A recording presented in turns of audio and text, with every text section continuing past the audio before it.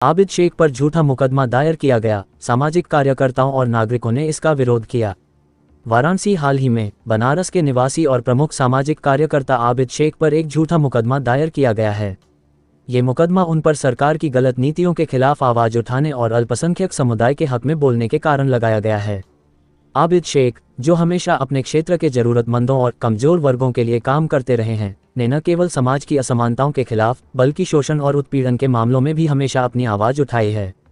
आबिद शेख की आलोचनात्मक आवाज को दबाने के लिए कुछ शक्तियों ने उन पर ये झूठा आरोप लगाया है। ये कदम केवल एक ईमानदार और निडर नागरिक की आवाज को चुप कराने के लिए उठाया गया है, जो समाज के गरीब और अल्पसंख्यक वर्ग के लिए कार्य करता है। इस कदम से न केवल लोकतांत्रिक अधिकारों का उल्लंघन हो रहा है, बल्कि यह एक संदेश भी भेजा जा रहा है कि सामाजिक कार्यकर्ताओं को उनके अधिकारों के लिए बोलने से रोका जाएगा। इस घटना के विरोध में 22 जनवरी 2025 को वाराणसी के जिला मुख्यालय पर विभिन्न सामाजिक कार्यकर्ताओं, नागरिकों और बौद्धिक वर्ग के लोगों ने एकजुट होकर प्रदर्शन किया। इन सभी ने पुलिस आयुक्त को एक ज्ञापन सौंपते हुए मांग की कि आबिद शेख पर दायर किया गया झूठा मुकदमा वापस लिया जाए और सामाजिक कार्यकर्ताओं को अपने कर्तव्यों का निर्वहन करने से रोका न जाए। ज्ञापन में ये भी कहा गया कि ऐसे कार्यकर्ताओं को सहारा देने की बजाय उन्हें परेशान करना समाज के हित में नहीं है।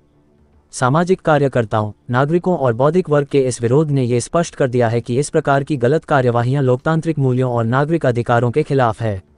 हर व्यक्ति को अपनी आवाज उठाने का अधिकार है और कोई भी सरकार या संगठन इस अधिकार को छीनने का प्रयास नहीं कर सकता।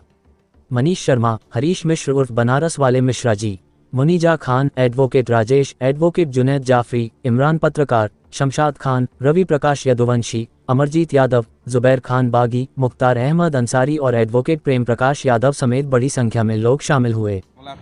आज हम लोग पुलिस आयुक्त से मिलने के लिए आए थे और पुलिस आयुक्त की अनुपस्थिति में उनके प्रतिनिधि से हम लोग आबिद शेख, जो युवा पत्रकार हैं और विधि के छात्र हैं, सामाजिक कार्यकर्ता हैं, उनके प्रकरण में हम लोगों ने मिला है। और प्रकरण ये था कि आबिद शेख को खिलाफ 15 दिसंबर को एक एफआईआर दर्ज हुई, जिसके बाद में उनको घर वालों से सूचना मिली कि उनके खिलाफ एक फर्जी मुकदमा आशीष कनौजिया द्वारा दर्ज कराया गया है और वह एफआईआर 15 दिसंबर को प्रार्थना पत्र दिया जाता है, 15 दिसंबर को ही दर्ज हो जाती है। जबकि घटना बताई जाती है 5-6 अक्टूबर 2024 की। लगभग घटना से 2.5 महीना बाद जो है एप्लीकेशन दिया जाता है, एफआईआर दर्ज हो जाता है बिना किसी जाँच के, बिना किसी प्रक्रिया के। तो यह एफआईआर निश्चित रूप से फर्जी व कूटरचित दस्तावेज के आधार पर चेतगंज पुलिस और आशीष कनौजिया की मिली भगत से किया गया है। हम लोगों ने साफ साफ कहा है कि यह इस एफआईआर की उच्च स्तरीय जांच करा करके इस पर एफआईआर लगाया जाए। जो दोषी पुलिसकर्मी हैं जिन्होंने एफआईआर दर्ज करवाया है और आशीष कनौजिया खिलाफ कानूनी कार्रवाई किया जाए। हम लोगों के मांग के आधार पर डीसीपी काशी जोन को जांच के लिए लिखा गया है। हमारा प्रतिनिधिमंडल डीसीपी काशी जोन से मिलेगा, पूरे प्रकरण से अवगत कराएगा और हम लोग मांग करेंगे कि इस एफआईआर में एफआईआर लगाया जाए, यानी मुकदमा निस्तारित किया जाए। जिन लोगों ने फर्जी मुकदमा दर्ज कराया है उनके, खास करके आशीष कनौजिया, और जिनने फर्जी मुकदमा दर्ज किया है बिना किसी कारण के, बिना किसी आधार के, उनके खिलाफ कानूनी कार्रवाई किया जाए। इन्हीं 3 मांगों के साथ हम लोगों ने मिला है। उन्होंने आश्वासन दिया है, डीसीपी काशी जोन से मिलने को कहा है, उनको पत्र फॉरवर्ड किया है। आपको ऐसा क्यों लग रहा है कि ये जो कार्रवाई आबिद शेख पर हो रही है कि बिला वजह हो रही है?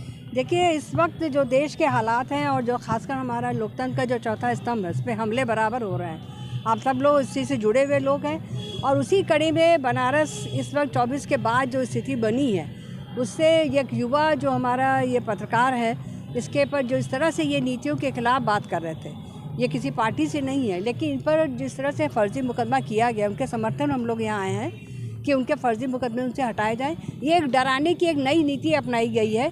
लोगों को तो डराया ही जा रहा है कि जो पत्रकार है, जो वकील है, अगर वो गरीबों की या वो ऐसी आवाज़ बन रहा है तो उसको भी दबाने की कोशिश की जा रही है। और उसी कड़ी में इनके पर फर्जी मुकदमा किया गया है। उनके समर्थन में हम लोग यहाँ आए कि उनके फर्जी मुकदमा हटाया जाए, जिससे हमारा लोकतंत्र मजबूत हो, जिससे हमारा संविधान भी बचे। जिन पर आप आरोप लगाए कि फर्जी मुकदमा कराए हैं, इनसे और आबिद का कोई रिलेशनशिप भी रहा, कुछ मुलाकात, आखिर का क्या कारण रहा मुकदमा कराने? देखिए, अब जैसा कि अभी हमारे वकील साहब ने भी बताया है कि वो फर्जी मुकदमा पहले हुआ था 2-2.5 महीने पहले, फिर उसके बाद वो घटना कहीं पहले की घटी थी। तो इन सब मुद्दों को लेकर के जो वकील साहब की जो राय है कि और इधर बीच अगर आप देखिए, ये जो हमारे युवा पत्रकार हैं आबिद, कि जिस तरह से ये नीतियों के खिलाफ बात लिख रहे हैं, गरीबों की आवाज़ उठा रहे हैं, कहीं बुलडोज़र चल रहा है, कहीं हमारे दलित बस्ती उजाड़ी जा रही है, ये इसकी आवाज़ बन रहा है। और ये कहीं ना कहीं जो प्रशासन में बैठे लोग हैं, सरकार, उनको नहीं पसंद आ रहा है। तो सीधी सी बात है कि आप ऐसे लोगों को दबा रहे हैं। आज आपने ज्ञापन दिया, क्या कुछ रहा? ज्ञापन में तो एक जैसा होता है एक आश्वासन दिया गया और कहा गया कि आप उनसे भी मिलिए आयोग जी से, और यही कहा गया। उसमें एक चीज़ हम बता दें, जो आपने प्रश्न पूछा है, उसमें जो वादी मुकदमा और आबिद के बीच में जो संबंध है, उनके बीच में कोई संबंध नहीं है।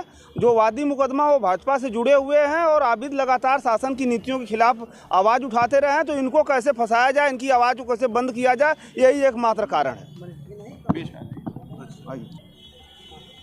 मनीष जी, ये बताइए कि बनारस में आप बराबर आंदोलनों में शामिल हो रहे हैं, ऐसी कई कार्रवाइयाँ देखी जा रही हैं, तो क्या उसी नतीजे में अभिषेक पर भी इस तरह के मामले दर्ज हो रहे हैं? जी बिल्कुल, बनारस को असल में ये मोदी सरकार फासिस्ट अटैक का सेंटर बनाना चाहती है, प्रयोगशाला के बतौर वो बनाना चाहती है, और यहाँ हर तरह से दहशत पैदा करने की कोशिश हो रही है और चौतरफा हमला हो रहा है। और ये इसी क्रम में आबिद शेख के साथ भी आया। जो भी सरकार के खिलाफ खड़ा हो रहा है, जो भी कमज़ोर लोगों के पक्ष में, अल्पसंख्यक सवालों के पक्ष में खड़ा होता है, दलित समाज के पक्ष में खड़ा होता है, जो भी संविधान के पक्ष में खड़ा होता है, उसके ऊपर इतना गहरा अटैक किया जा रहा है, इतने गंभीर धाराओं में मुकदमे किए जा रहे हैं, इस तरह से संगीन मुकदमे किए जा रहे हैं कि जिसमें कि आपको जेल भेज दिया जाए, आपका पूरा ज़िंदगी बर्बाद करने की कोशिश हो रही है। तो ये केवल एक घटना नहीं है। अभी कुछ दिनों पहले आप लोगों ने देखा होगा, मनुस्मृति की चर्चा करते हुए बीएचयू में छात्रों को, 13 छात्रों को ऐसी धाराएं थी जिसमें 10-10 साल की सज़ा हो सकती है, उनको जेल भेज दिया गया। 13-14 दिन जेल रह करके आए हैं। कल अभी शाहिद जमाल, एक छात्र नेता हैं, कांग्रेस से जुड़े हुए हैं, हरिश्चंद्र में रहे हैं, वो कुंभ चले गए, अपना कुंभ का बढ़िया दृश्य दिखाने लगे अपने वीडियो बना करके, तो उनको टेरर अटैक से जोड़ करके और ATS जो है उनको अपने यहाँ बुला ली। उसी क्रम में आबिद के साथ ऐसा हो रहा है। लेकिन एक मैं ये देख रहा हूँ कि बनारस थोड़ा लड़ता हुआ, खड़ा होता हुआ दिख रहा है, इकट्ठा होता हुआ दिख रहा है। कल एक बड़ी बैठक लौराबीर पे कांग्रेस के कैंप कार्यालय पर कांग्रेस, सपा, कम्युनिस्ट पार्टियां, नागरिक समाज, छात्र आंदोलन के लोग, एक बहुत बड़ी बैठक हुई है। और ये चौतरफा जो दमन चल रहा है, जैसे दालमंडी को टारगेट करने की अभी कोशिश हो रही है। अभी वहाँ कजाकपुरा में सफाई कर्मियों की बस्ती कोर्ट में मुकदमा चल रहा है, जबरी उसको उजाड़ दिया गया। तो ये सारे मसले जहाँ बनारस में दमन हो रहा है, उसके खिलाफ एक लोग इकट्ठा हुए हैं। और 30 तारीख को आप लोगों को अभी मैं सूचना दे रहा हूँ कि अगर इस दमन को नहीं रोका गया तो हम इस दहशत के खिलाफ पलटवार करेंगे। और 30 तारीख को महात्मा गांधी के शहादत दिवस पे प्रधानमंत्री कार्यालय का, बनारस में प्रधानमंत्री कार्यालय का घेराव करेंगे।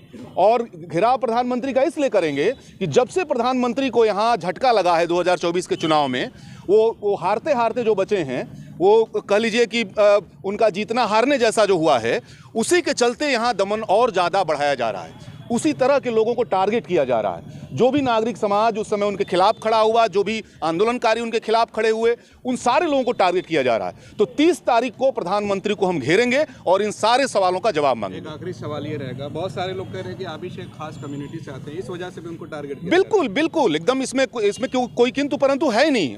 प्राथमिक बात यही है, प्राथमिक बात यह है कि माइनॉरिटी से हैं। और एक और उसके साथ बात है कि माइनॉरिटी से होकर के बोलता कैसे है, यही तो सवाल है। माइनॉरिटी हो तो चुप रहो, दबे रहो, कम बोलो।